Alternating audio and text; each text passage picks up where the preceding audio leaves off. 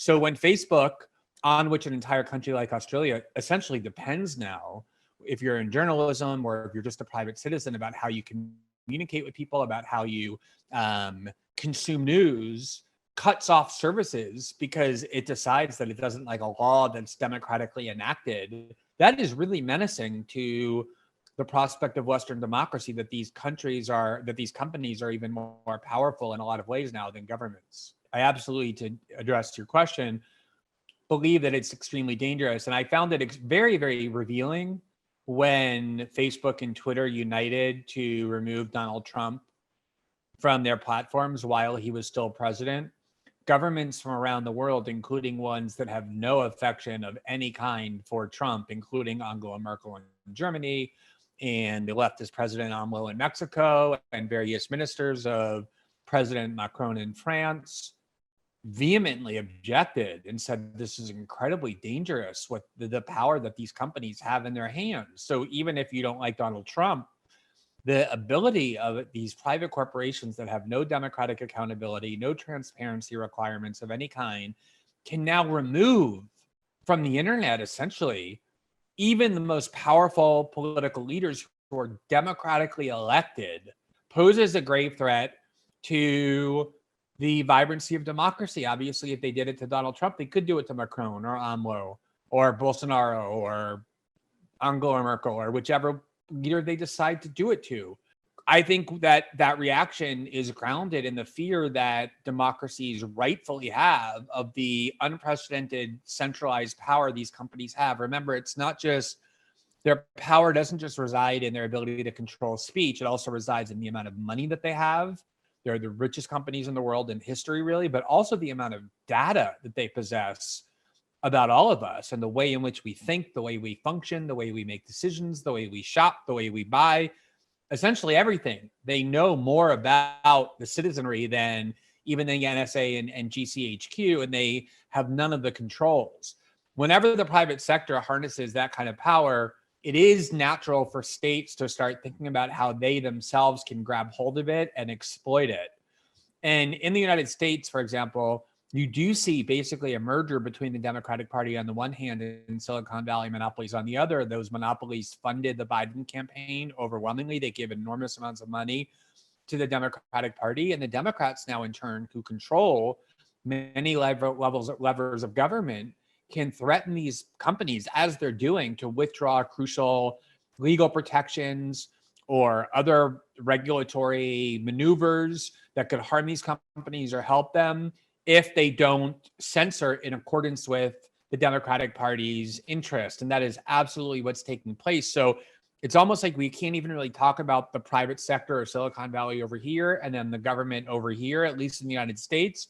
There's really more of a merger. It's kind of a cooperative venture between the two. I mean, I think a lot of times what happens in censorship generally, and also online censorship, is people look at the person being censored, Milo Yiannopoulos or Alex Jones or Donald Trump, and they think, yeah, I hate that person. I'm glad they're silenced. And their brain doesn't progress beyond that immediate emotional reaction. They can't think more than 2 seconds ahead or see 2 inches in front of them.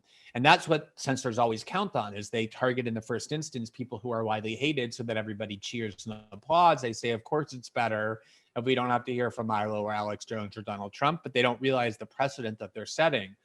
So, for example, you referred to the argument that Donald Trump was rightfully removed because he was inciting violence. He actually never explicitly suggested that anyone go and commit violence. In fact, he said several times in that speech that it ought to be peaceful. I know that everyone here will soon be marching over to the Capitol building to peacefully and patriotically make your voices heard.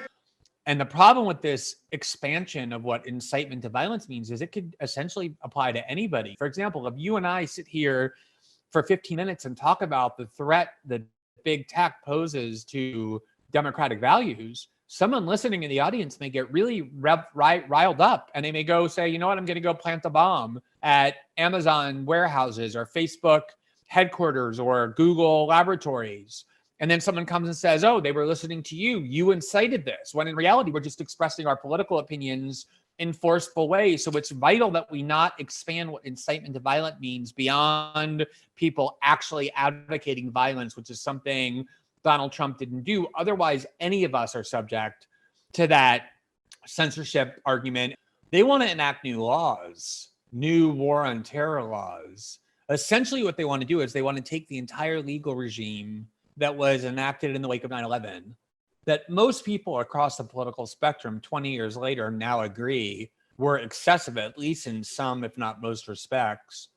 And all they really want to do is just copy it, carbon copy it, and put it into the United States domestically. Literally, the law that they want to enact says nothing other than take this existing law that we enacted, this set of laws that we enacted after 9/11 to deal with foreign terrorist organizations that gave us powers to do that, and simply amend the law. Don't change it in any other way. Just amend it to add and domestic terror organizations, so that they now have the same powers that they had during the first war on terror to deal with foreign terrorist organizations, but now with the second war on terror to be able to do the same thing domestically against their own citizens, against our fellow citizens.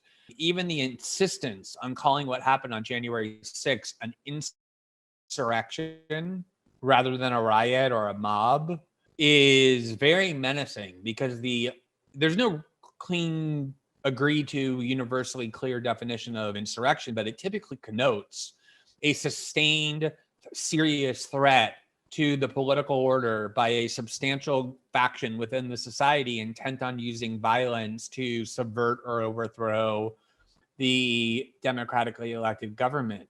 January 6th, there was at most 700 or 800 people at the Capitol.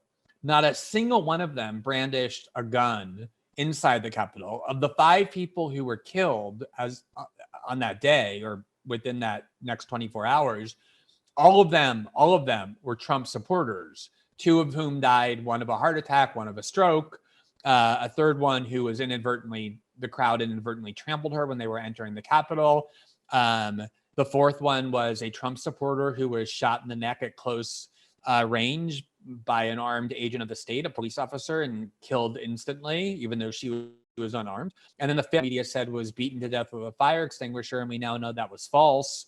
No one knows how he died. So even to describe that as an insurrection, as though the United States, the most powerful militarized government on the planet, was in any remote danger of having its government overthrown or anything like that, is such a wild exaggeration. But it's important to them to say that, because that was what will justify this new regime of censorship, surveillance, infiltration, detention, a massive escalation of police power only 6 or 8 months after a 3-month protest movement in the United States, the premise of which was that the police are inherently corrupt and evil and racist. They now want to, 8 months later, massively increase the powers of these same police agencies in the name of fighting domestic terrorism.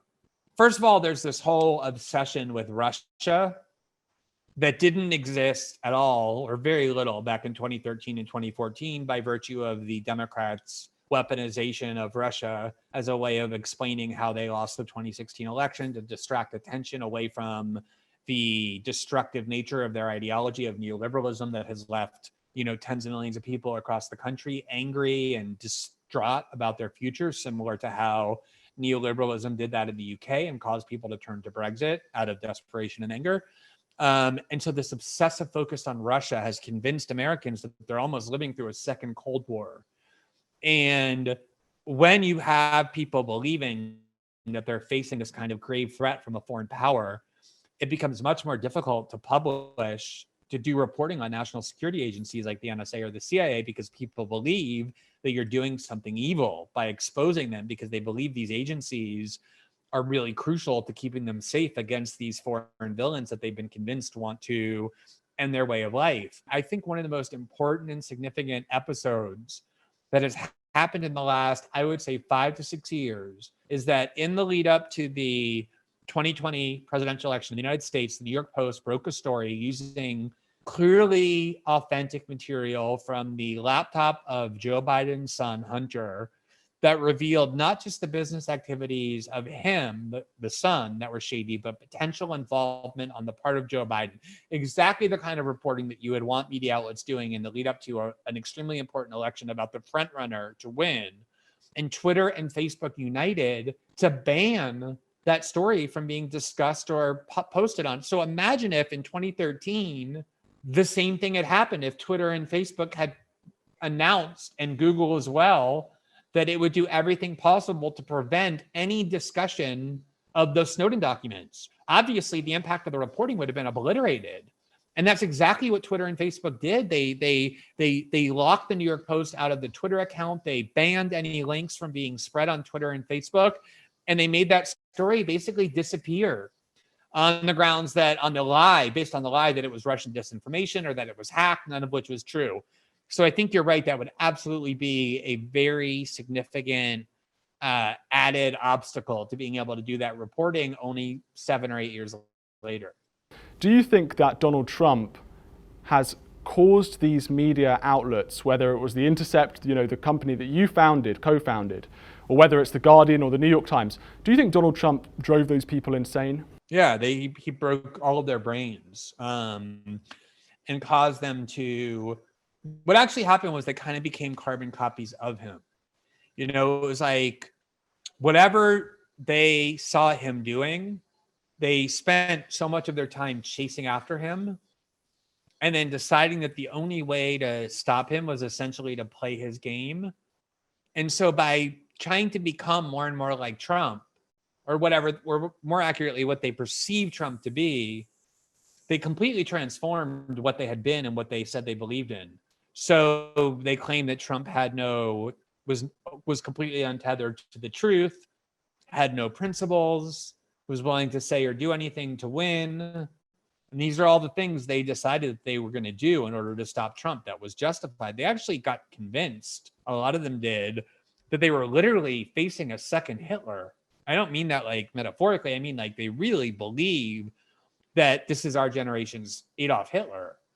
So if you believe that you're not battling some corrupt or politician with a bad ideology, but like, sort of a singular once every 2 generation evil like Adolf Hitler and the Nazis, obviously the limits that you're going to observe for what you're willing to not do or do are going to, if not evaporate, certainly expand greatly. And so often they ended up publishing stories that were completely untrue. Most of the time, not retracting them. There's still a story in The Guardian that everyone knows is an absolute lie and fabrication, that Paul Manafort visited Julian Assange 3 times in the Ecuadorian embassy. And somehow, even though it was the most surveilled or one of the most surveilled buildings in the world, there's no videos of it. There's no photographs of it. Robert Mueller never found it. Everyone knows it didn't happen. They just don't even bother to retract it or correct it because they know their readers like it. So as long as you're pleasing your readers politically and serving their kind of political desires, there's just no journalistic standards at all. They don't care if they're telling the truth. They only care if they're aggrandizing their readers. And I think that has persisted and will continue to persist because I do think Trump really did just break the cognitive processes that used to govern how they conducted themselves. Do you think that there is a chance that Donald Trump can come back in 2024 and maybe even have a chance of winning if Joe Biden goes, down this line of reestablishing this Obama-era neoliberalism kind of globalization policy? Oh, for sure. I mean, I think one of the things that has been, I alluded to before how after 2016, the Democrats looked for everyone to blame but themselves. It was WikiLeaks' fault. It was the FBI director, Jim Comey's fault. It was the New York Times' fault. It was our fault at The Intercept for the reporting we did on those documents. It was Russia's fault. And they did that because they wanted to make certain that nobody asked the question, how is it you could possibly lose to a joke of a candidate, somebody who had spent the last 10 years being a host of a reality TV show, and who had like a series of bankruptcies, and he was like a tabloid figure for most of his adult life, Donald Trump was. And he was very unpopular. How did you lose to somebody like that? And the obvious answer is because the governing ideology of the Democrats is so destructive and has left so many people stripped of their dignity, of their sense of purpose, of community, of economic prosperity, and any prospect for living a decent life. More Americans than ever since the Great Depression are living at home with their parents until they're 30. People can't start families because they don't have the economic wherewithal to do it. There's no communities. They're all atomized in front of the computer. Modern society is not providing us with the necessities that as human beings we require emotionally and psychologically to be fulfilled beings, which is why suicide rates and mental health pathologies and alcoholism and addiction are skyrocketing. All the red alerts are there and have been there for many years under neoliberalism, not just in the West, but not just in the United States, but throughout the West. And obviously, if you replicate the conditions that gave rise to Trump in the first place by reinstating the ideology that allowed him to win, you're obviously laying the foundation for him or somebody like him to win again. I think it's perfectly clear we're in the wrong band. Ginger is always sincere, just not to one man. She called me up and she said, you know that I'm drowning. It's the dog trainer again. He says that he thinks that she needs more hands. I think it's perfectly clear we're in the wrong band. Senator, let's be sincere as much as you can. He called her up and he said, the new prosecutor soon will be wanting a word. So she's got a soft spot for heels and spurs, and the hills. Something believing in her voice again said, there's something believing in, instead of just leaving, instead of just leaving, instead of just leaving. And she gets her sickles from a sweet fat man. I think it's perfectly clear we're in the wrong band.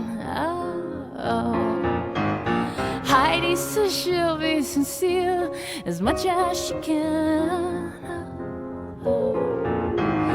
I called her up and I said, you know that I'm drowning. I put on your raincoat again, 'cause even the sun's got a price on it, and there's something believing in her voice again said, there's something believing in, instead of just leaving, instead of just leaving, instead of just leaving. She said, it's time I open my eyes. Don't be afraid to open your eyes. Maybe she's right, maybe she's right, maybe she's right, maybe she's right.